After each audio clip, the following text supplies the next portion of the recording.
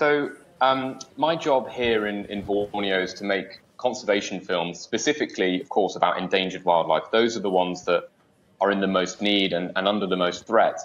And I had an amazing experience last year where I got the opportunity to film a pangolin that had been rescued from potential the illegal wildlife trade, which was potentially going to be sent abroad and the scales used for traditional medicine and butchered. And it was intercepted by a team of wildlife authorities who then passed it on to a team of research scientists. Now, these scientists fitted a GPS tag to this pangolin and have since managed to get crucial data which can help protect and conserve this incredibly vulnerable species. In terms of the actual illegal wildlife trade that's going on and those people on the ground tackling it, how dangerous is it working against what can be poachers, what can be quite coordinated networks?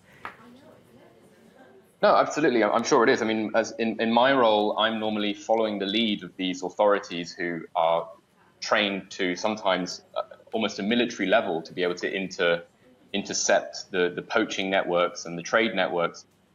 As you say, this is run by, for want of a better word, gangsters. This is a massive organized criminal network thought to be worth $23 billion annually. This is not something that you enter into lightly, and certainly even when bringing a camera, you do have to be wary of potential repercussions of shedding light on such issues.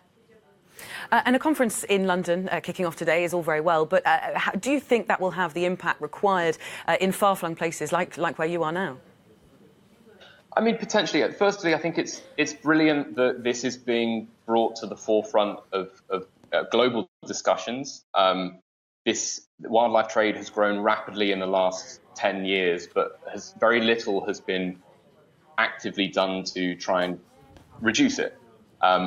So I think that it's brilliant that it's being discussed, but as long as those discussions don't focus specifically on new sanctions or increased fines or legislation of that sort, I think the focus must be on how to reduce the demand for these products.